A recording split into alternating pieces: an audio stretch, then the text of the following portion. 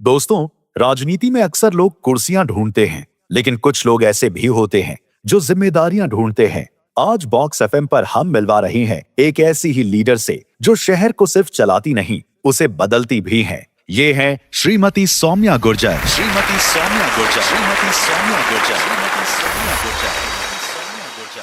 सिर्फ जयपुर ग्रेटर की मेयर नहीं, एक शिक्षित, संवेदनशील और विजनरी महिला जिन्होंने प्रशासन, समाज और स्वास्थ्य तीनों में अपनी मजबूत पहचान बनाई है। पीएचडी की डिग्री, योग सूत्रों की गहन समझ और जमीनी स्तर पर काम का ठोस अनुभव। श्रीमती सौम्या गुर्जर ने यह साबित किया है कि नेतृत्व सिर्फ भाषणों से नहीं, काम से पहचाना जाता है।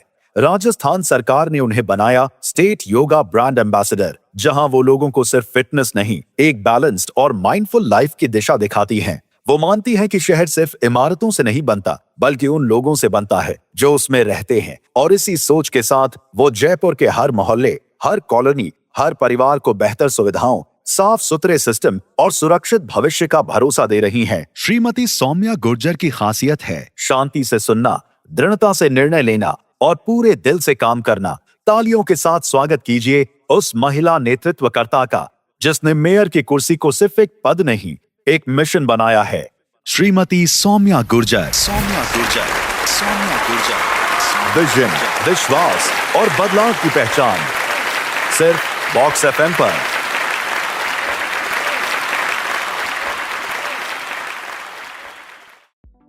वाह, मजा आ गया। क्या बात है, क्या बात है भाई। जिसको क्या कहते हैं, गूज बॉम्ब। अरे मारवाड़ी में बोले थे क्या, ये रुआ खड़ा हो गया, सिहरन सी हो जाती है। ये मतलब अच्छे लोगों की दुनिया में ना, अच्छे देखने वालों की कमी है, अच्छे लोगों की कमी नहीं है, लेकिन आपके साथ जुड़ जाएं ये बहुत बड़ा सहयोग होता है। बॉक्स एफएम के लिए आज बहुत अच्छा दिन है। डॉक्टर सौम्या गुर्जर हमारे साथ उपस्थित हैं। बड़ी ज़बरदस्त हौसलों की उड़ान उड़ने वाली महापौर के रूप में बहुत अच्छा कार्य कर रहा डॉक्टर विवेक मेरे साथ हैं। और मैं हूँ डॉक्टर मुकुल। आज सभी डॉक्टर हैं, हम एम शब्दों के डॉक्टर हैं, कोई विश्लेषण के डॉक्टर हैं और ये पढ़ी लिखी डॉक्टर हैं। कैसी हैं आप?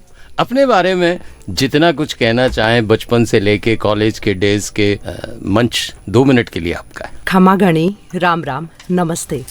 आपके बॉक्स एफएम के सभी श्रोताओं को मेरा बहुत स्नेह भरा नमस्कार।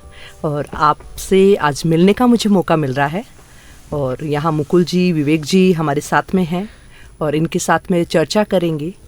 जैसा कि इंट्रो में आपने सुना होगा और ये कुछ ज़्यादा हो गया। मैंने हमेशा अपनी भूमिका है वो नींव के पत्थर के रूप में मैं देखना चाहती हूँ अपने आप को। भारत को बढ़ते हुए देखना चाहती हूँ। महिलाएं आगे बढ़े, बच्चों के जो सपने, बच्चे जो सपने देखते हैं उनको उड़ान मिले और हमारा भारत स्वस्थ भारत बनकर और एक उसमें रहने वाले हर नागरिक, एक श्लोक है, सर्वे भवन्तु सुखिनः, सर्वे सन्तु निरामया, सर्वे भद्राणि पश्यन्तु, माँ कश्चित् दुःखभाग् भवेत्, ऐसे सभी रहें। और मेरा नाम डॉक्टर सौम्या गुर्जर है। मेरा जन्म लाडनू नागौर जिले के अंदर हुआ। मेरी पढ़ाई लिखाई चूरू के अंदर हुई। फिर जयपुर राजस्थान यूनिवर्सिटी के अंदर आकर मैंने एमए, एमफिल और पीएचडी की। क्या बात और पीएचडी करने के बाद में सोचा कि जिस शहर के अंदर मैं आई हूँ, एक छोटे से शहर से और राजस्थान की राजधानी के अंदर आई हूँ और गुलाबी नगरी जयपुर को देखा तो निश्चित रूप से जैसा नाम है वैसा शहर है, जो हमारा 300 साल पुराना, लगभग 300 साल पुराना शहर है। और ये शहर उतना ही सुंदर लगता है, बाहर से कोई भी आने वाला है उसको भा लेता है। और इसकी महापौर होने की जिम्मेदारी भी मुझे आदरणीय प्रधानमंत्री नरेंद्र मोदी जी के नेतृत्व में भारतीय जनता पार्टी ने मुझे दी और 5 साल मैंने पूरे किए महापौर के रूप में। और मैंने अपनी जिम्मेदारियां, अपना कर्तव्य है, अपनी जिम्मेदारियों को कर्तव्य मानते हुए निभाने का पूरा प्रयास किया। चाहे जयपुर की स्वच्छता हो, चाहे जयपुर की सुंदरता हो, चाहे जयपुर में रहने वाला हर महिला, सीनियर सिटीजन, बच्चे, सबकी विकास के लिए भी हमने कार्य किया। नगर निगम का काम सिर्फ स्वच्छता से आंका जाता है, पर मैं मानती हूँ कि स्वच्छता से भी ऊपर उठकर हर शहर की बुनियाद जो है वो शहर सुंदर दिखता है, उसके साथ साथ में शहर खुशहाल कितना है, शहर का हैप्पीनेस जो है वो कितनी है, इन सब को भी ध्यान में रखते हुए देखा जाता है। बहुत बढ़िया बात कही। आज ही कहीं मैं पढ़ रहा था कि जीडीपी को मारो गोली, हैप्पीनेस इंडेक्स से आप एवेल्युएट करिए। दोस्तों, बॉक्स एफएम में आपको ये तो समझ में आ गया कि जो हमारे साथ इस समय मेहमान हैं वो बहुत अच्छी वक्ता हैं। इनसे संघर्ष में पार पाना मुश्किल है क्योंकि इन्होंने बहुत ज़बरदस्त काम करके अपनी एक पहचान बनाई है। लेकिन ये जो काम करने की इच्छा है, आपने कहा आपने पीएचडी की, कॉलेज में पढ़ाई की, तो वो जो पढ़ने के दौर पे ही राजनीति का जन्म हो गया या कोई घटना विशेष थी जिसने आपको राजनीति में उतारा? देखिए, राजनीति में आना इसको पहले से नहीं सोचा जाता है। बचपन से मैंने देखा, बचपन से ग्रामीण परिवेश भी देखा, इसके साथ में शहर देखे, छोटे शहर देखे, बड़े शहर देखे। इसमें रहने वाले हर व्यक्ति के पीछे जो है एक कहानी जो चलती है, उसको मैं बचपन से ही देखा करती थी। मुझे जो सामने नज़र आ रहा है मैं उसके पीछे जाकर देखने का प्रयास हमेशा करती थी। जब छोटी थी तब से मेरी कोशिश ये रही।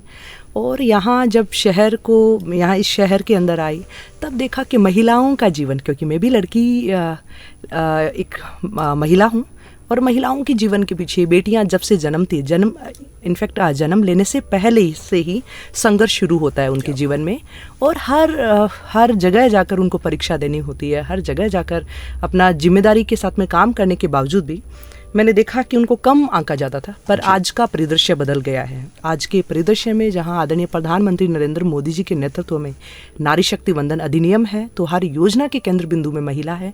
चाहे सुरक्षा की दृष्टि से हो, हर जगह देखते हैं महिलाएं प्रतिनिधित्व कर रही है इस देश के अंदर। तो अब आज का परिदृश्य अलग है। तो उन सब चीज़ों ने, सब सारी चीज़ें छोटे मुद्दे जुड़कर एक बड़े इसकी तरफ जो है आप जिसको राजनीति कर रहे हैं, इसमें रूपांतरित हो गए।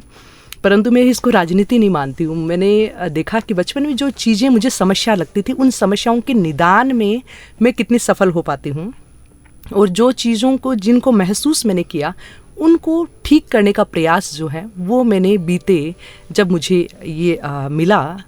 इससे पहले की कहानी पे हम आ जाए। देखिए, बड़ा मुश्किल होता है राजनीति में अपने को स्थापित करना, और एक महिला के लिए जिसका कोई पारिवारिक पृष्ठभूमि ऐसी नहीं हो कि विरासत में उसे वो घर मिला हो। तो छोटी छोटी चीज़ें जो इस स्त्री होने में आदमी महसूस करता है ना, बहुत बहुत सेंसिटिव होता है, तो वो एग्जीक्यूट हो जाए, वो एक बहुत बड़ी लड़ाई होती है। आप अचानक किसी के लिए लड़ना शुरू करते हैं तो एक अजीब सा वातावरण आपको चारों तरफ से घेर लेता है, भाई तू कौन। तो ये जो प्रश्न होता है वो आप उस समय ये तो कह नहीं सकते कि भाई मैं राजनेता हूँ, मैं तो किसी के लिए लड़ने आई हूँ और मैं लड़ रही हूँ, एक सामाजिक स्वार्थ है उसमें मेरा सिर्फ। वो संघर्ष हम चाहेंगे क्योंकि हर आदमी को दिखता है। डॉक्टर सौम्या गुर्जर, महापौर, अरे भाई वो जो सफलता तक पहुंचने का संघर्ष है, वेदना है, और जो पग पग में आपको प्रताड़ना झेलनी पड़ी है, उसे हम आज श्रोताओं के सम्मुख, हालांकि आपको हो सकता है अच्छा न लगे। इसको आप जिस तरह पूछना चाह रहे हैं, इसको एक कविता के माध्यम से सुनाऊंगी तो मुझे लगता है बात है, आपको, आपके श्रोताओं को ज़्यादा अच्छा लगेगा। जी, वो कविता मैंने शायद सुनी हुई है, बहुत अच्छी कविता है आपकी। जी, कविता ध्यान से सुनिए। इस कविता में बहुत गहराई है, बहुत भावनात्मक रूप से आपको झकझोरने वाली कविता है। सो कम ऑन। संघर्ष भरा जीवन तेरा, संघर्ष भरा जीवन तेरा, संघर्षों से घबराना नहीं, जब रात हो काली तो समझो होने वाली है शुभ दिवाली। जीवन के इस पल में तुमको विश्वास अटल रखना होगा, 100 बार गिरो फिर भी उठना, लक्ष्य भेद तभी होगा। है अग्निपथ सा ये जीवन, है अग्निपथ सा ये जीवन, तू निर्भीक निडर होकर इस पर चल, चरण पखारेगी मंजिल, निश्चित होगी तेरी विजय। हो एकाग्र बस तुम, चलती चल चलती चल चलती चल, विजय सुनिश्चित है तेरी, आज नहीं तो निश्चित कल। आपकी खुद की कविता, ये किसी की पढ़ी हुई?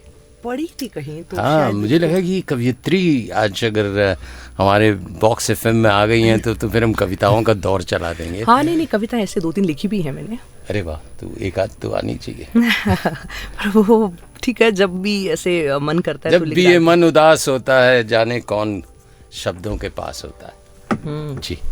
महिला होना अपने आप को मैंने कभी कम नहीं आंका, हमेशा सोचा कि पुरुषों से भी बढ़कर हैं और ईश्वर ने हमें ये सारे महिला होना, मातृत्व का जो गुण दिया है, तो कहीं ना कहीं प्रकृति से हमने सीखा, हमने चारों ओर के धरती माँ से सीखा। तो ऐसे ही मैंने जब महिला होने का जब एहसास मैं करती हूँ तो मैं उनको मैंने अपने लफ्ज़ों के अंदर लिखने का प्रयास किया कि नर नहीं मैं नारी हूँ, नर नहीं मैं नारी हूँ, तुम सब पर मैं भारी हूँ। तुम सब का मतलब जो महिलाओं को कम आंकते हैं, जो सोचते हैं अच्छा ये महिला है, ये क्या करेगी, ये तो कर ही नहीं सकती। अब उनको ये नहीं पता होता है उनका पूरा परिवार, घर, सब कुछ महिला संभाल रही होती है। वो आज इस सृष्टि में है तो यानी महिला की वजह से हैं। तो जो कम मांगते हैं या उनको दबाने का प्रयास करते हैं, उन सब के लिए हैं। नर नहीं मैं नारी हूँ, तुम सब पर मैं भारी हूँ, इस जगत की अधिष्ठात्री हूँ, सर्वत्र में व्याप्त हूँ, नर नहीं मैं नारी हूँ। वाह, बहुत बढ़िया, बहुत बढ़िया। ये बहुत, जिसको कहते हैं ना कि संवेदनशील विषय है मेरे लिए नारी, क्योंकि 2000 में फ्रांस में हमने इसी विषय पे एक बहुत अच्छा रूपक बनाया था और भारत को इनाम मिला था उसमें। एनीवे, विवेक बहुत देर से बेचैन है, पार्टिकल प्रश्न कुल बुला रहे हैं, सो 5 मिनट के लिए मंच आपके पास। जी चलिए थोड़ी सी बात करते हैं। आपका कार्यकाल अभी पूरा हुआ तो मन में किस तरह का क्या संतोष था, क्या वादे थे, कितने पूरे रहे, कितने अधूरे रह गए? वादे मन में जो संकल्प होता है, संकल्प का नाम ही ये होता है कि संकल्प कभी भी पूरा नहीं होता है, वो अनवरत चलता रहता है और उसमें नई नई चीज़ें हैं वो और जुड़ती जाती हैं और बड़ा, मतलब पहले छोटा संकल्प लेते हैं, छोटा और बड़ा होता है। पहले जब नगर निगम की बागडोर संभाली तब था कि इसको स्वच्छ जयपुर के रूप में, ये जयपुर जो है 300 साल पुराना शहर है, सवाई जय सिंह द्वितीय जी ने बसाया और इतना सुंदर शहर है, इसको स्वच्छता के अंदर आगे आना चाहिए। तो हमने नागरिक सहभागिता के साथ में, हमारे स्वच्छता योद्धाओं के साथ में मिलकर इसको हाल ही में 16वें पायदान पर लेकर आए। स्टेट मिनिस्ट्रियल अवार्ड विज्ञान भवन में राष्ट्रपति महोदया जी के समक्ष हमने प्राप्त किया। तो ये खुशी थी, परंतु संतुष्टि, संकल्प की आप बात कर रहे हैं, संतुष्टि, तो संतुष्टि मुझे 16वां स्थान जयपुर को प्राप्त करके कभी नहीं हुई। मैं चाहती हूँ कि जयपुर इतना सुंदर शहर है, हर पर्यटक के मन को लुभाता है, जो जयपुर में आता है वो जयपुर का ही हो जाता है। तो जब इतना सुंदर शहर है तो इसको प्रथम स्थान पर आना ही चाहिए और मेरा सपना भी ये है कि ये इस जयपुर को स्वच्छता के अंदर प्रथम स्थान पर आते हुए देखना चाहती हूँ। पर इसमें केवल सरकारी संस्थाएं काम करके प्रथम स्थान पर ले आएँ, ऐसा संभव नहीं है। जब तक शहर वासियों का योगदान नहीं होगा तब तक कोई भी, अगर आप आज़ादी की लड़ाई की भी बात करेंगे तो वो भी अकेले किसी ने लड़ी हो ऐसा नहीं है। जब पूरे देश का मूवमेंट हो जाए, पूरे देश का संकल्प हो जाए तब लड़ा जाता है। वैसे ही शहरवासियों के मन में भी ये भाव जगाने का प्रयास किया कि जयपुर को स्वच्छता में आगे लाना है। इसके साथ में अभी हैप्पीनेस इंडेक्स की बात थी, तो चाहे सीनियर सिटीजन्स हों, उनके लिए हमने अटल क्लब बनाया, अटल स्मृति वन बनाया हमने मालवीय नगर के अंदर। तो अटल क्लब के पीछे भी ये था कि सीनियर सिटीजन 60 साल के बाद में रिटायर होकर वो घर पर बैठने का समय नहीं है, उनको वापस समाज को अपना अनुभव है वो दें, तो और उनकी खुशी भी बनी रहे। तो इसके माध्यम से वहाँ अटल क्लब के अंदर बैठकर जहाँ वो इंडोर गेम्स का आनंद ले रहे हैं, अपने समान ग्रुप के साथ में बैठकर चर्चा कर रहे हैं, गाने गा रहे हैं, तो वहाँ धार्मिक पुस्तकें भी पढ़ रहे हैं और वहाँ युवाओं के साथ में संवाद भी कर रहे हैं। और जब समर वेकेशन हो तो बच्चे भी वहाँ आकर सीखे उनसे जीवन का तजुर्बा, जीवन का अनुभव, क्योंकि उनके द्वारा दिया हुआ जो नॉलेज है वो किसी पुस्तक में नहीं मिलेगा। ठीक बात है। और क्योंकि उन्होंने जीवन जिया है। तो इसके सीनियर सिटीजन क्लब जैसे हमने बनाया। महिलाओं के लिए हमने शक्ति वंदन करके महिलाओं को आगे बढ़ाने का काम हमने किया। इसके साथ बच्चों के लिए हमने स्पोर्ट्स हेड ग्वारकर स्पोर्ट्स एकेडमी जो है, जो हमारी अभी एक कंप्लीट होने वाली है, 2 जगह हमने ब्रिज के नीचे भी छोटे छोटे स्पोर्ट्स कोर्ट बनाए ताकि बच्चे यहाँ आकर खेलें। तो ये शहर इसमें रहने वाले हर व्यक्ति की खुशियों के लिए ये शहर हो, इस तरह का प्रयास जो है वो किया और कहीं ना कहीं हम उस पर कामयाब भी हुए। दोस्तों, आप सुन रहे हैं बॉक्स एफएम और आज बॉक्स एफएम में हमारे खास मेहमान हैं डॉक्टर सौम्या गुर्जर। बात कर रहे हैं उनसे किस तरीके से जयपुर को लेकर उनके संकल्प रहे, किस तरह के उनके स्वप्न रहे, कितने रहे पूरे, कितने रह गए अधूरे। और जिस तरीके से आपने भी बताया कि जयपुर को स्वच्छता सर्वेक्षण में शिखर पर ले जाने का आपका प्रयास था, फिर भी एक लंबी छलांग आपने लगाई, जयपुर का नाम रोशन हुआ। क्योंकि अभी कार्यकाल अभी पूरा हुआ ही है, जब तक आप काम करते हैं एक अपना रूटीन बना रहता है, नियमित रूप से ऑफिस जाना है, बहुत से पार्षदों से मिलना है, बहुत से लोगों की ग्रीवेंसेस होती हैं। तुरंत एकदम से जैसे ही कार्यकाल पूरा होता है, क्या लगता है, कुछ रिलैक्स महसूस कर रही हैं? कैसे दिनचर्या रहती है? वो काम उस जगह भूमिका में, महापौर की भूमिका में थी, आज उस महिला की भूमिका के अंदर हूँ, जहाँ अपना परिवार है उसको भी देख रही हूँ, पर कहीं न कहीं विकसित भारत के विजन के लिए मेरा योगदान कहाँ हो सकता है उसके लिए भी हूँ। अभी इन दिनों में थोड़ा लिखना और पढ़ना शुरू किया है, कुछ छोटे छोटे आर्टिकल है वो भी लिखने का प्रयास कर रही हूँ, क्योंकि ये जो 5 सालों का अनुभव रहा इसमें भी मैंने कोशिश की, समय समय के ऊपर मैंने कुछ आर्टिकल भी लिखे, परंतु अब मुझे थोड़ा समय मिला है तो मैं समय का पूरा सदुपयोग करूँगी। और सदुपयोग के साथ में बहुत सारी चीज़ें हैं, क्योंकि सबकी खुशियों की चिंता करते तो हम भी उसी में समाहित होते हैं। हमें भी एक 4 साल का छोटा बच्चा जब है महापौर के दौरान, अगर बालक जो है वो इस दुनिया में आता है जी, तो उसको साथ में लेकर 4 साल चली, पर कहीं ना कहीं उसको समय कम दे पाई, तो उसको समय देने की भी है। आपको जो लोग जानते हैं, आपकी राजनीतिक यात्रा लोग जो बहुत नज़दीक से देख रहे हैं, उनके मन में एक प्रश्न आता है। मेरी बहुत लोगों से चर्चा हुई जब हमने सोशल मीडिया पर ये अनाउंस कर दिया था कि आप हमारे स्टूडियो में आ रही हैं, बात कर रहे हैं, तो लोगों का एक प्रश्न था, जनता का प्रश्न है कि कार्यक्षेत्र आखिर क्या रहने वाला है। अभी महापौर आप रही हैं तो क्या जयपुर शहर आपका कार्यक्षेत्र रहेगा, या फिर, क्योंकि राजनीति जो है वो लगातार निरंतर चलते रहने का नाम है, कहीं एक जगह ठहरने का नाम नहीं है। तो पार्षद जो होते हैं वो सोचते हैं महापौर बनने के लिए, महापौर होते हैं वो और आगे विधानसभा पहुंचने के लिए, विधानसभा पहुंच जाते हैं तो संसद में पहुंचने के लिए। तो ये हमारे जो श्रोता हैं उनकी तरफ से ये प्रश्न है। ये सौरभ ने प्रश्न डाला भी है, महापौर के बाद क्या। हाँ तो शायद आपके ही प्रश्न को सुन लिया उन्होंने। और एक प्रश्न और है जिसका हम जवाब दे चुके हैं। समीक्षा ने स्वागत करते हुए एक प्रश्न पूछा था कि परिवर्तन राजनीतिक जीवन में आने का कब हुआ, तो उसका हम जवाब दे चुके हैं। जी, आपका सवाल जो है वो बहुत ही दिलचस्प है, परंतु इसका जवाब अगर मैं दूं, क्योंकि जब मैं महापौर बनी तब मैंने महापौर बनने के बारे में नहीं सोचा था। उसके 6 महीने पहले या 1 साल पहले मैंने तैयारियां नहीं की। ये हमारे कुछ जो निर्णय हैं हमारी पार्टी के स्तर पर होते हैं, जो पार्टी निर्णय लेती है, और अभी भी इसके बाद में मैं अपना कार्य है वो कर रही हूँ। जो आदरणीय प्रधानमंत्री जी की योजनाएं हैं, उस योजनाओं में कौन कौन है, विशेष रूप से महिलाओं के ऊपर काम कर रही हूँ। और सर्वाइकल कैंसर का जब महिलाओं को निःशुल्क बच्चियों को वैक्सीन लगाने का मैंने काम किया, तो वो महापौर के पद पर रहते हुए तक है, वो वहाँ तक सीमित नहीं है। इसके बाद में भी लगातार ये मेरा कार्य है। ये आसपास में जहाँ कच्ची बस्तियाँ हैं, जहाँ सरकारी स्कूल हैं, और भी फिर जयपुर के बाहर का भी क्षेत्र होगा, तो वहाँ हर जगह मैं जाऊँगी, करूँगी, जहाँ भी मेरी ज़रूरत होगी वो कार्य करूँगी। पर इस सवाल का जवाब तो जो है वो मेरी पार्टी जो है वो निर्धारित करती है कि आपको आगे क्या करना है। पार्टी जो भी जिम्मेदारी देगी वो मैं करूँगी। एक बहुत बढ़िया चैट बॉक्स में सवाल है, श्रेयांशी का है। कह रही है, ma'am, you are known to be a strong personality in execution, do you consider it your strength? महिला होने का मतलब ही मजबूती होता है। जब जब पुरुष टूटता है तो घर में आकर माँ या बहन या पत्नी उनको अपना दुख प्रकट करके अपने आप को हल्का महसूस करता है। तो मुझे लगता है कि मैं महिला हूँ, इससे बड़ी स्ट्रेंथ मेरे लिए और कुछ नहीं है। यानी नाम सौम्यता है तो लेकिन मजबूती भरपूर। इसका मतलब ये मत समझ लीजिए कि जहाँ कड़ाई से। अब आ जाऊँ विश्लेषण करने के लिए। आपने जो प्रश्न पूछा था ना, देखिए 5 सालों का जब आत्मविश्लेषण करते हैं तो बहुत सारी सफलताएं कंधे पे क्राउन बन के आपके साथ चलती हैं, और बहुत सारी ऐसी चीज़ें होती हैं जो मन कचोटता है, जिसमें कि यार काश मैं ये कर पाती। So we would like to see that कि जिसको ग्रोथ कहते हैं, जो आपके एक्सक्लूसिवली आपके अचीवमेंट्स हैं, वो क्या थे और कहाँ आपको लगा कि मैं यहाँ पता नहीं क्यों सफल नहीं हो पा रही, मेरे मन की बहुत इच्छा है ये करने की, चाहे हैप्पीनेस इंडेक्स की बात हो या साफ सफाई की बात हो, डिसिप्लिन की बात हो, योगा की बात हो, बहुत सारे फील्ड हैं आपके।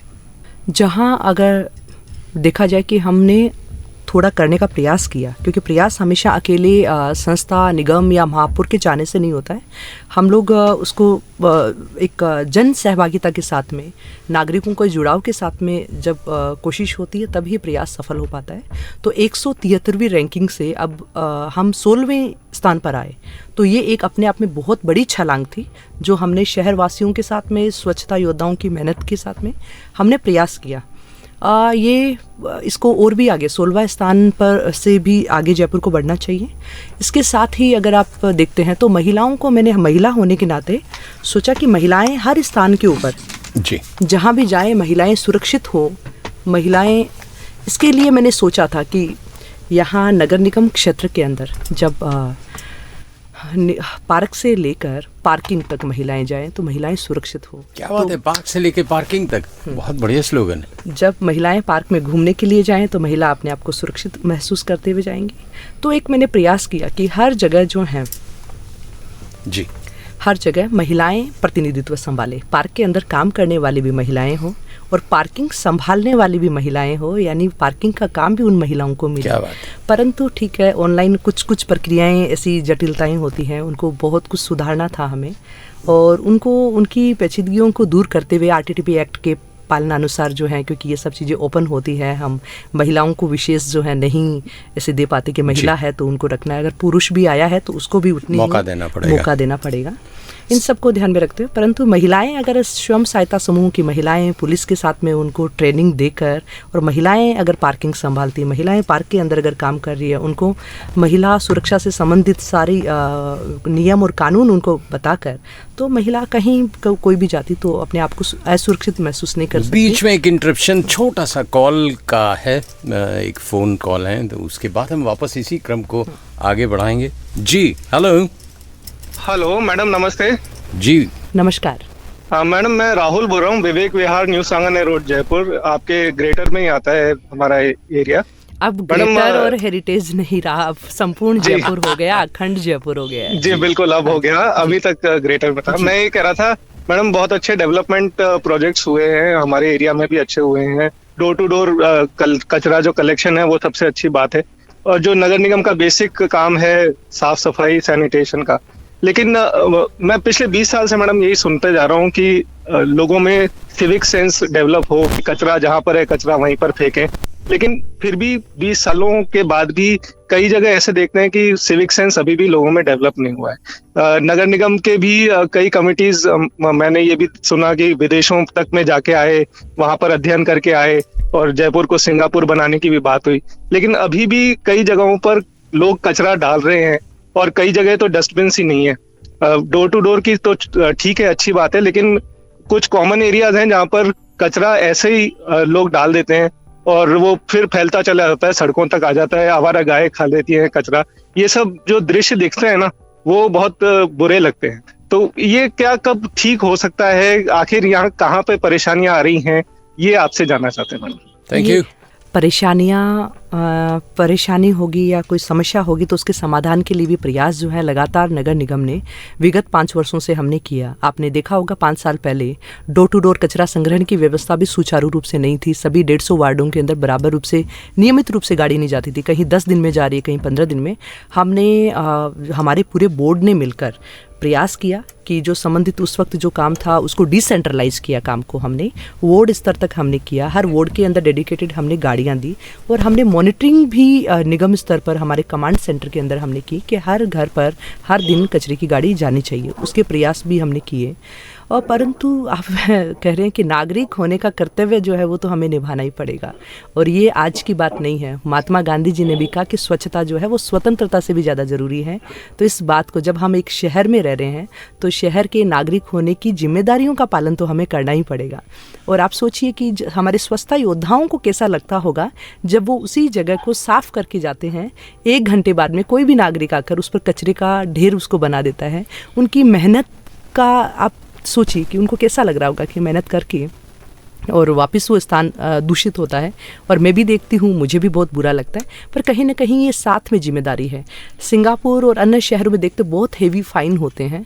हमारे भारत को जो है, क्योंकि अभी हमारा भारत है वो बढ़ रहा है, भारत और आगे बहुत आगे बढ़ रहा है, हम 4थे नंबर की अर्थव्यवस्था पर आ गए हैं, परंतु हमें जो है भारत ने सबको स्नेह देना, वसुदैव कुटुंबकम के भाव से भारत पूरे विश्व को परिवार मानता है।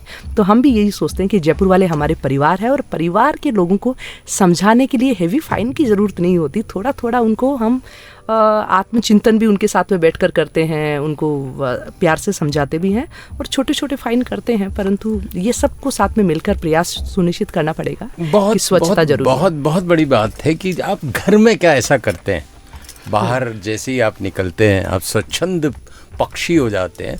हाल ही में वियतनाम गया रोड सेफ्टी वर्कशॉप में WHO की, वहाँ भी ऐसा नहीं है कि कोई कचरा गायब हो जाता है। लोग आते हैं डिसिप्लिन्ड, कहीं एक जहाँ उसका प्लेस है वहाँ रख जाते हैं। चाहे आप UK देख लीजिए, लंदन देख लीजिए, हर जगह कचरे के डंप तो आपको मिलेंगे, बट हर नागरिक बहुत सजग है क्योंकि कैमरे की आंख सामने है कि आप कचरा कहाँ फेंक रहे हो। मतलब बातें फेंकने वाली बात नहीं करें, कचरा फेंकने वाली बात कर रही है, सो मत फेंको। विवेक, कचरा मत फेंको, बहुत एक अच्छा संदेश अभी हमने सुना। लेकिन लोगों की मानसिकता में जो परिवर्तन हम देख रहे हैं, माननीय प्रधानमंत्री जी भी जैसे ही वो 2014 में राष्ट्रीय परिदृश्य पर एक नायक के रूप में उभर कर आए और स्वच्छता को लेकर बड़े काम उन्होंने किए, तब से हम देख रहे हैं कि नई पीढ़ी जो है, छोटे छोटे बच्चे, वो भी बहुत ध्यान रखते हैं। बस में से जा रहे हैं, ट्रेन में जा रहे हैं, अपने माता पिता को कहते हैं कचरा इधर उधर नहीं फेंकना है। और साथ ही साथ पहले जो गाड़ी आती थी उसे कहा जाता था कचरे वाले आ रहे हैं, अब बहुत से लोग कहने लग गए कचरे वाले नहीं, सफाई वाले आ रहे हैं। तो ये जो सफाई वाले हैं उनका परिवार कैसा रहता है, उनको मोटिवेट कैसे करते हैं? और चूंकि आप नगर निगम की प्रमुख रही हैं और सबसे बड़ी बात, सबकी आंखें उसी सफाई पर लगी रहती हैं, तो जो सबसे बड़े इस अभियान के घटक जिनको हम कह सकते हैं, जिनके कंधों पर पूरा दारोमदार रहता है जयपुर को स्वच्छ रखने का, उनके संदर्भ में क्या विचार हैं आपके? आपने बहुत ही सही कहा कि 2014 के बाद में देश ने स्वच्छता के अंदर एक परिवर्तन हुआ, यूं कहें क्रांति आई एक।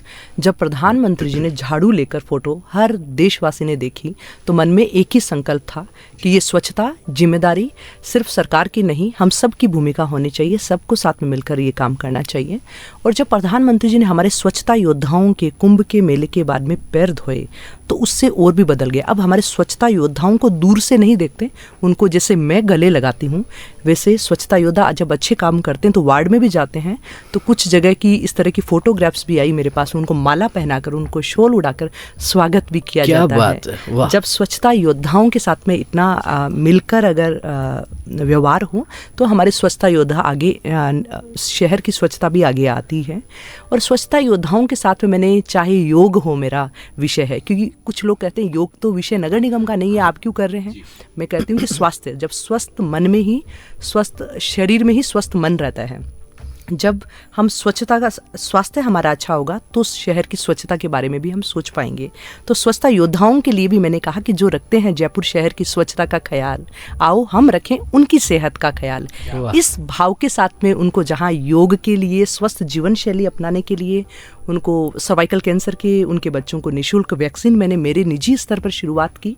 इसके साथ साथ में स्वच्छता योद्धाओं के जो मेधावी बच्चे हैं, क्योंकि स्वच्छता योद्धा सुबह से लेकर शाम तक की अपनी 2 पारी में जब स्वच्छता कर रहे हैं तो उनके बच्चों के सपनों को उड़ान देने का काम भी एक माँ होने के नाते, एक शहर की बेटी होने के नाते मेरी भी जिम्मेदारी उतनी बनती है। तो उन बच्चों को आगे बढ़ाने के लिए देश में अगर कहीं भी नगर निगम के अंदर स्वच्छता योद्धाओं के बच्चों को छात्रवृत्ति देने का कार्य किया, वो नगर निगम ग्रेटर जयपुर ने किया। हमने बजट हेड में परिवर्तन करके और उन बच्चों को दी। अभी जिस दिन मेरा कार्यकाल समाप्त हो रहा था तो मुझे ऐसा लगा कि उस दिन क्या करना चाहिए, फिर मुझे वही मेरे स्वच्छता योद्धा याद आए और उन्हीं के 40 बच्चों को जब छात्रवृत्ति देकर अपने कार्यकाल को संपूर्णता की ओर लेकर गई, तो एक अलग ही आत्मिक एक सुकून था मुझे। और माननीय महामहिम राज्यपाल महोदय जी के हाथों से दिलवाया, तो राज्यपाल महोदय जी भी बहुत भावुक हो गए और उन्होंने कहा ये कार्य सबसे अच्छा है। जब उनके साथ में सहभोज करवाया राज्यपाल महोदय जी को, तो उनका कहना था कि स्वच्छता योद्धाओं को हम,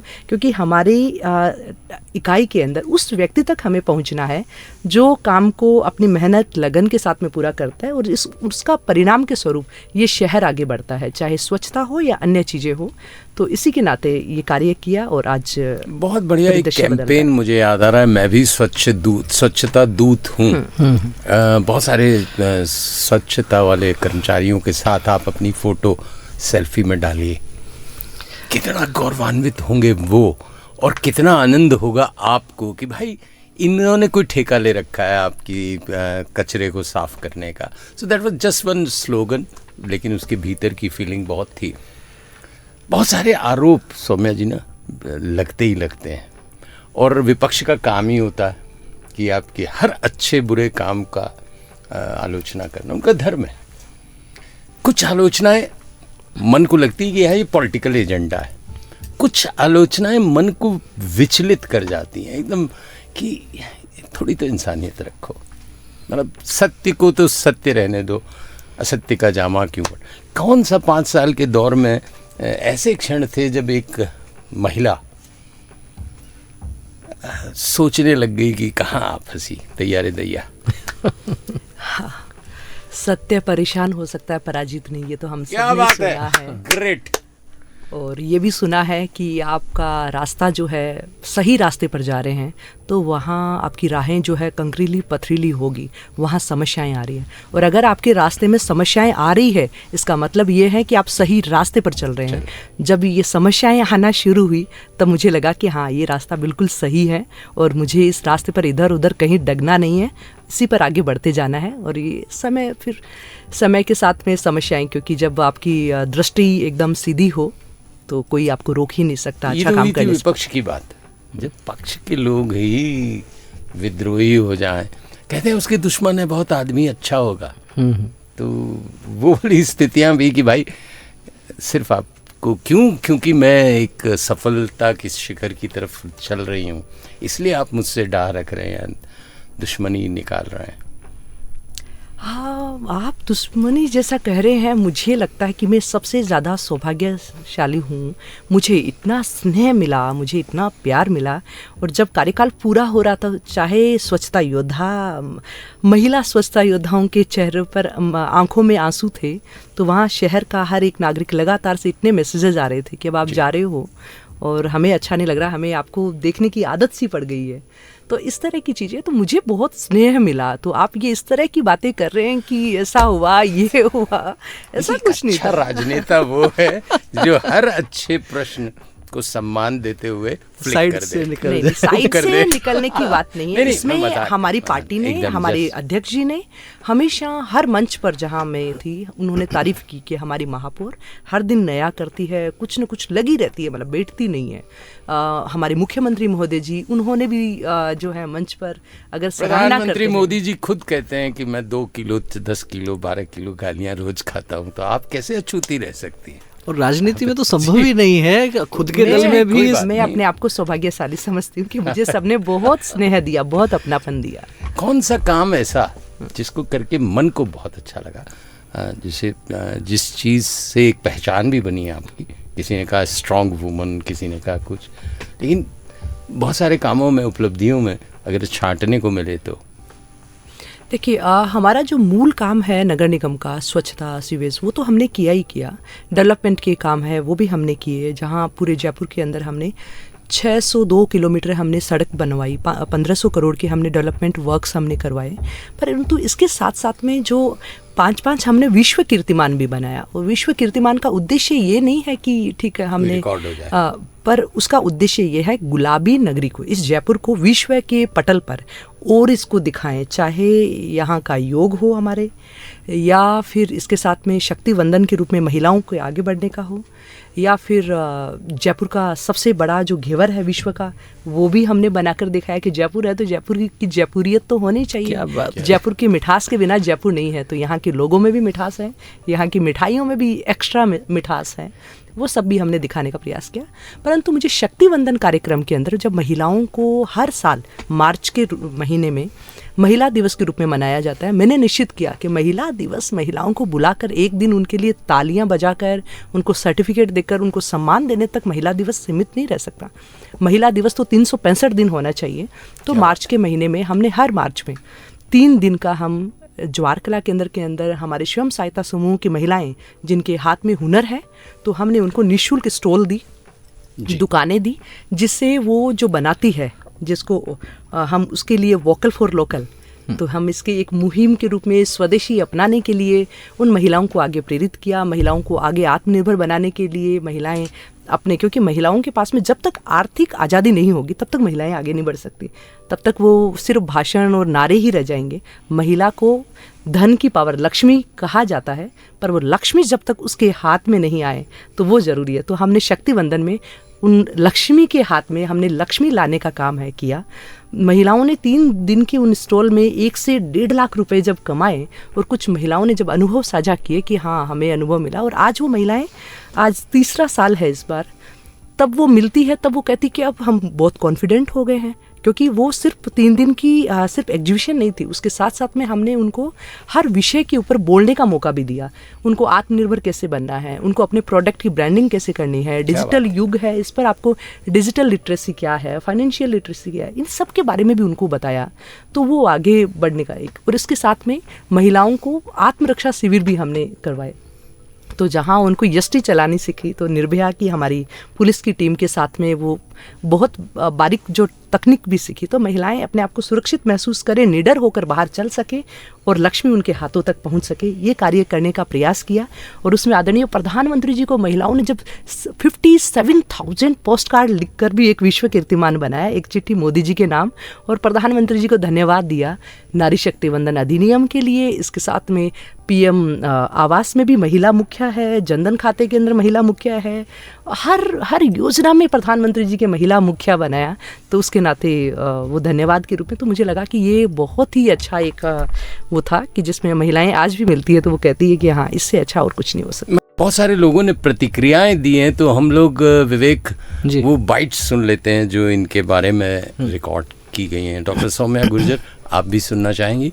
जी, मैं महेंद्र शर्मा, पार्षद वार्ड 102। जब हमें पार्षद बने बस 2-3 महीने ही हुए थे, मैंने मेयर साहब को एक दिन अपने वार्ड में प्रतिदिन की जो सफाई व्यवस्था थी उसके बारे में बताया, तो उन्होंने बहुत ही प्रशंसा की। और एक दिन मेरे को मेयर साहब का फोन आया, महेंद्र जी कल सुबह आप आ जाना, अपन किसी वार्ड में सफाई कार्यक्रम में वहाँ चलेंगे। दूसरे दिन कार्यक्रम में पहुँचे, कार्यक्रम शुरू हुआ कि मेयर साहब ने कहा, महेंद्र जी सबको बताओ सफाई व्यवस्था वार्ड में किस प्रकार की जानी चाहिए, जैसा कि आपने किया है। तो सफाई व्यवस्था के बारे में मैंने सबको अवगत कराया, सबको बहुत अच्छा लगा। तो सबसे बड़ी बात जो मुझे लगी कि मेयर साहब अच्छी कार्य प्रणाली की प्रशंसा करती हैं और चाहती हैं कि ऐसी अच्छी प्रणाली हर वार्ड में हो, जिससे कि ज्यादा से ज्यादा स्वच्छता रह सके, सफाई रह सके। एक और, जब जैसा कि मैं हर वर्ष अपने कार्यों का रिपोर्ट कार्ड देता आया हूँ, इस वर्ष भी जब 5 वर्ष का पूरा कार्यकाल पूरा हो गया और मेयर साहब के सानिध्य में मैंने रिपोर्ट कार्ड दिया, तो उन्होंने अपने अभिभाषण में एक व्यक्तित्व दिया कि जिस तरह विवेकानंद जी ने कहा था कि मेरे को 100 युवा मिल जाएं तो भारत की तस्वीर बदल सकता हूं, तो मेयर साहब ने कहा इसी तरह यदि मेरे को महेंद्र जी जैसे पार्षद मिल जाएं तो जयपुर की एक तस्वीर ही अलग होगी। तो ये बहुत ही अच्छा लगा। इससे एक चीज स्पष्ट होती है कि मेयर साहब ने कभी किसी की बुराई या कमियां तो नहीं बताई, लेकिन जिसकी भी जो अच्छाइयां थी उनको अवगत कराया, उनकी प्रशंसा की, जिससे कि कार्य करने की ऊर्जा और शक्ति मिली, और उसी कारण से जयपुर ग्रेटर एक बहुत अच्छा कार्य कर सका। फायर समिति चेयरमैन के नाते, उनके साथ ही पार्षद के नाते मैंने जो देखा और जो अनुभव किया वो संस्मरणित प्रकार है कि जब हमारा निलंबन काल हुआ तो उनका जो संगत था वो बहुत ही उच्च स्तर का था। कभी ये दोहराया नहीं, हमेशा यही कहते थे कि सत्य परेशान हो सकता है, पराजित नहीं। इनका धैर्य, इनके संगठन और कार्यों के प्रति जो समर्पण की निष्ठा थी, बहुत देर तक ये कामों में लगे रहते थे। सुबह जल्दी ही प्रोग्रामों में निकल पड़ते थे, साफ सफाई को लेकर, निगम के अन्य कार्यों से लेकर, और एक जो सामाजिक सरोकार से संबंधित कार्य थे उनको लेकर, और कई ऐसे जो कार्य थे जो माननीय मोदी जी द्वारा जो अभियान चलाए गए थे उन सबको लेकर जो इनमें तत्परता और इनकी जो लगन और मेहनत मैंने देखी वो बहुत ही अविस्मरणीय है और हमेशा यादगार रहेगी। इन्होंने कहीं कीर्तिमान स्थापित किए, कहीं अवार्ड हमारे नगर निगम के नाम किए, और सदैव विपरीत परिस्थितियों में जब सरकार का कोई सहयोग नहीं था, सरकार ने परेशान किया, अधिकारियों ने परेशान किया, ऐसी स्थिति में इन्होंने कभी धैर्य नहीं खोया, पूरी लगन से, ईमानदारी से और सबको साथ लेकर विकास की राजनीति की। और जो इनसे हमको सीखने को मिला कि इन्होंने कभी धैर्य नहीं खोया। जो लोग इनका विरोध करते थे, जो साथ रहकर भी इनके लिए षड्यंत्र रचते थे, उनके प्रति भी इन्होंने कभी कोई द्वेष नहीं रखा, सबको साथ लेकर चले, बहुत ही धैर्य से। जो मोदी जी की नीतियाँ थी उन सबको इन्होंने साथ लेकर निभाया, उन सबका बहुत अच्छे से पालन किया और जयपुर को साफ, स्वच्छ और एक अच्छे नगर निगम की श्रेणी में रखने के लिए दिन रात 24 घंटे लगकर जो मेहनत की वो बहुत ही यादगार है मेरे लिए। अच्छा लगता है कि जब उस कार्यकाल के पूरा होने के बाद लोग प्रतिक्रिया करें, सहारा मतलब सराहें, बहुत सारी चीज़ आलोचना करें, मैं तो उसको भी बहुत अच्छा मानता। सो ये अपने ही बारे में सुन के कैसा लग रहा है? मुझे अगर आप कहेंगे तो अच्छा मेरे बारे में बहुत अच्छा ये बोल रहे हैं। नहीं, उन्होंने संघर्ष किया, बहुत षड्यंत्र भी हुए। हाँ, ये षड्यंत्र नहीं है। आप अगर सही रास्ते पर है, अपना काम कर रहे हैं तो हाँ, कुछ लोग आपको रोकने का प्रयास करेंगे, परंतु ये षड्यंत्र नहीं है। मैं हर चीज़ से सीखती हूँ और मुझे लगता है कि कोई अगर मुझ में कमियां गिनाते हैं तो मैं कमियों को बहुत ध्यान से सुनती हूँ, उस पर बिल्कुल नाराज़ नहीं होती हूँ और मैं कोशिश करती हूँ कि अच्छा इनको कमी क्यों लगी उसको दूर करने का प्रयास करती हूँ। कि मेरे लिए हर दिन सीखने का दिन होता है, हर दिन छोटे से लेकर मेरे स्वच्छता योद्धा से लेकर हर शहरवासी से मैं सीखने का प्रयास करती हूँ और दिन में 2 से 3 चीज़ें नई सीख कर अपनी डायरी में नोट करती हूँ कि आज मैंने ये 3 चीज़ें सीखी। और एक मुझे एक चीज़ की एक आदत या लत बोलते हैं कि लग गई मुझे, वो मुझे बीते 5 सालों में ये लगी कि दिन में कम से कम 10-20 थैंक यू वाले मैसेज नहीं आते, धन्यवाद हमारा काम हो गया, इतना जल्दी काम हो गया, तो उसके बिना मुझे नींद नहीं आती थी। मुझे लगा कि आज अच्छा थैंक यू कम मिले हैं तो थोड़ी नींद लेने में दिक्कत होगी। एक छपास रोग भी होता है पॉलिटिशियंस को, कभी आपको रहा कि आज अखबार में न्यूज़ नहीं छपी, दिन नहीं है?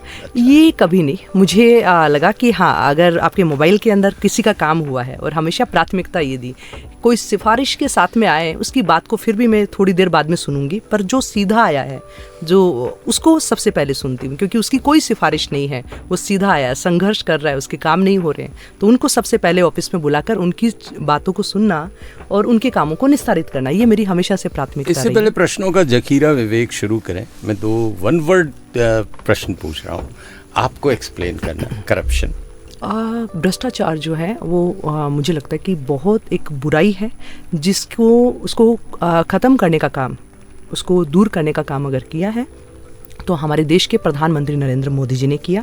क्योंकि आपने भी सुना होगा जब 1 रुपया दिल्ली से भेजा जाता था तो 15 पैसे आम जन के पास में पहुंचता था, यानी बीच का जो है वो कहाँ आते। और आज के युग में, आज के समय के अंदर प्रधानमंत्री जी की योजना, चाहे किसानों को किसान सम्मान निधि हो या महिलाओं की हो, डायरेक्ट उनके बैंक खातों के अंदर 5,000 रुपये भेजते हैं तो उसमें 1 रुपया भी कम नहीं होता। तो ये बहुत बड़ा एक परिवर्तन है। हमने नगर निगम के अंदर भी हमने सुधार करने के लिए ई-फाइलिंग सिस्टम हमने शुरुआत की कि हर व्यक्ति, आपका कोई फाइल खोने का या किसी ने रोकी हो, क्योंकि आपका ऑनलाइन आपका टाइम जो है वो नज़र आ रहा है कि आपके पास में फ़ाइल कितना टाइम रुकी, और हर व्यक्ति को निर्देश दिए थे कि आज की आई हुई फाइल आज ही निस्तारित होनी चाहिए, आपके पास में कोई भी व्यक्ति आकर चक्कर नहीं लगाएं। तो इसको हमने एक हमारे इस कार्यकाल की ये भी एक उपलब्धि रही है कि हमने ई-फाइलिंग की, सारी फाइलें जो हैं, जो पुरानी फाइलें थी उस रिकॉर्ड को भी हमने पूरा ऑनलाइन करने का, स्कैन करके, बहुत पुराने दस्तावेज थे उन सबको भी हमने ऑनलाइन करने का प्रयास किया। ब्यूरोक्रेट पसंदीदा विषय? देखिए, जनप्रतिनिधि और ब्यूरोक्रेट्स दोनों को तालमेल करके चलेंगे तब आम जन का विकास होता है, शहर आगे बढ़ता है। अगर दोनों में तालमेल नहीं होता है तो शहर का विकास है वो अवरुद्ध होता है। ना ब्यूरोक्रेट्स को फ़र्क पड़ने वाला है, ना जनप्रतिनिधि को फ़र्क पड़ने वाला। फ़र्क पड़ेगा तो उस आम जनता को पड़ेगा, जो उसके काम है वो रुक जाते हैं। पॉलिटिशियंस जिन्होंने इंस्पायर किया या जिन्हें देख के राजनीति छोड़ देने की इच्छा हुई है?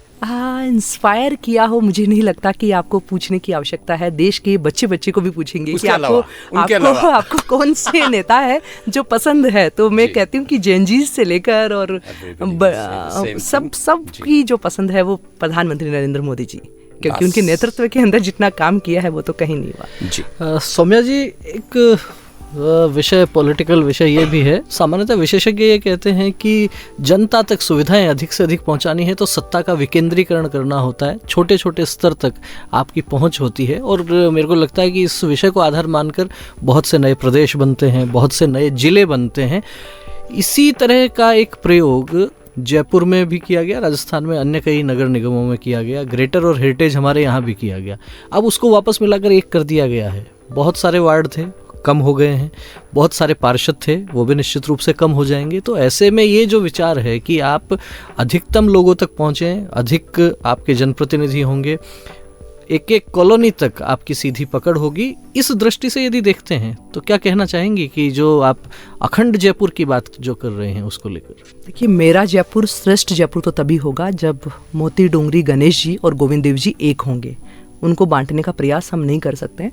और मैं इसको इसी तरह देखती हूँ, ये विभाजन ही समझती हूँ। और ये विभाजन चाहे देश का हो या शहर का हो, उसका दंश जो है, देश का विभाजन होने से दंश जो है आज के इतने साल बाद में भी हम लोग सब देख रहे हैं। पाक विस्थापित जब भाई, हिंदू भाई यहाँ भारत आते हैं, भारत माता की शरण में आते हैं प्रधानमंत्री जी के नेतृत्व को देखते हुए, तब हमें लगता है कि वो भी एक बहुत गलत डिसीजन है वो रहा।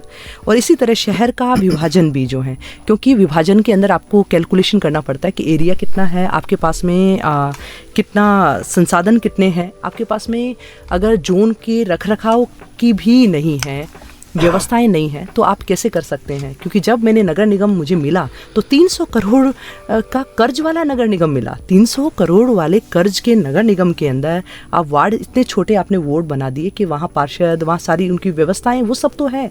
तो हमें ये सब चीज़ें आम जन को फ़ायदा देने के लिए हमें करना चाहिए। जोन्स की संख्या जो है वो जोन ज़्यादा बनने चाहिए और जयपुर एक रहना चाहिए। क्योंकि आप बॉम्बे देख रहे हैं, आप और भी दिल्ली आप देख रहे हैं, ये सब प्रयोग करके देख लिया। जब शहर एक होता है और नगर निगम के अंदर जो मुख्य जो समस्या है, क्योंकि 5 सालों के अंदर अधिकारियों को ये पता नहीं चला कि ये ग्रेटर की सीमा है या हेरिटेज की सीमा है। तो कभी कभी मैं जब मीटिंग में उनको डांट लगा रही होती हूँ कि यहाँ मुझे कचरा नज़र आया, मेरी आदत है, मैं कहीं भी गुजर रही हूँ, मुझे कचरा नज़र आता है तो मैं उसकी लाइव फोटो जो है वो ले लेती हूँ सुरक्षित, और मीटिंग में दिखाती हूँ इतनी जगह यहाँ ये है। एक तो कॉल जी हम दखल करेंगे वक्त को देखते हुए। यस जी, हेलो। हेलो या हेलो सर, मेरा एक सवाल था सौम्या मैम से जी। हेलो मैम, मैं भावना बात कर रही हूँ। जी भावना जी।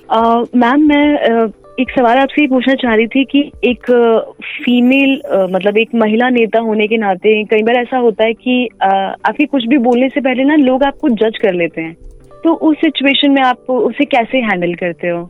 मुझे लगता है कि एक महिला होने के नाते जो व्यक्ति आता है तो वो बहुत ही बेहद सभ्यता के साथ में अपनी बात को है वो रखता है, और महिला होने के नाते उनके द्वारा बताई हुई समस्या को उतनी ही गंभीरता के साथ में सुनती हूँ और सुनकर उसके निराकरण के लिए उतना ही प्रयास करती हूँ। महिलाएं होती तो एक्स्ट्रा उनके पास में सहन शक्ति भी होती है और सुनने की भी कैपेसिटी ज़्यादा होती है। Thank you. वक्त ने किया क्या हंसी सितम, इतनी जल्दी वक्त निकल जाएगा ये नहीं सोचा था। आखिरी सवाल आपसे। चाबी भी है सवाल? हाँ, सवाल तो होता ही आखिर में, तो जब तक कहेंगी नहीं कुछ कैसे काम चलेगा। चलते चलते बॉक्स एफएम के माध्यम से पूरा विश्व आपको सुन रहा है, न सिर्फ राजस्थान। तो डॉक्टर सौम्या गुर्जर के दिल में इस समय बहुत सारी चीज़ें, उपलब्धियों को छोड़ दें, संघर्ष को छोड़ दें, आगे के वक्त को देखें, तो क्या इरादे हैं, क्या सपने हैं, क्या कुछ शेष है? अभी तो बहुत छोटी उम्र है, तो कुछ पिरो दें श्रोताओं के मन में। अच्छा सवाल है, इसको एक लाइन में बताना तो संभव ही नहीं है। भारत की बेटी हूँ, भारत को बढ़ते हुए देखना मेरा भी सपना है। प्रधानमंत्री जी इतना प्रयास कर रहे हैं, हम सबको भी अपनी जिम्मेदारी, जिस भी पद पर हम रहें, अपनी जिम्मेदारी, अपने कर्तव्यों का निर्वहन है वो करते जाना है। और महिला हूँ, महिलाओं के लिए और ज़्यादा सोचती हूँ, इसलिए महिलाओं को जहाँ सर्वाइकल कैंसर के वैक्सीन मैंने लगाने का एक बीड़ा उठाया है निःशुल्क लगवाने का, तो इसको और आगे तक मैं लेकर जाना चाहती हूँ, हर गांव तक भी, क्योंकि सर्वाइकल कैंसर ब्रेस्ट कैंसर के बाद में सबसे मोस्ट जो है वो कैंसर है। और इसके वैक्सीन के माध्यम से ये सबसे अच्छा कैंसर भी है, क्योंकि वैक्सीन से 99% संभावनाएं नहीं होने की हो जाती। जब ऐसा है तो 100 में से अगर 3 महिलाओं की मौत सर्वाइकल कैंसर की वजह से अगर होती है, तो अगर मैं ये वैक्सीन लगाने का प्रयास करूं और उन 3 महिलाओं को बचा पाऊं, इससे संतुष्टि का विषय और दूसरा कुछ नहीं हो सकता। That's great, thank you so much, बहुत अच्छा लगा आपसे बात करके। आभार आभार आभार।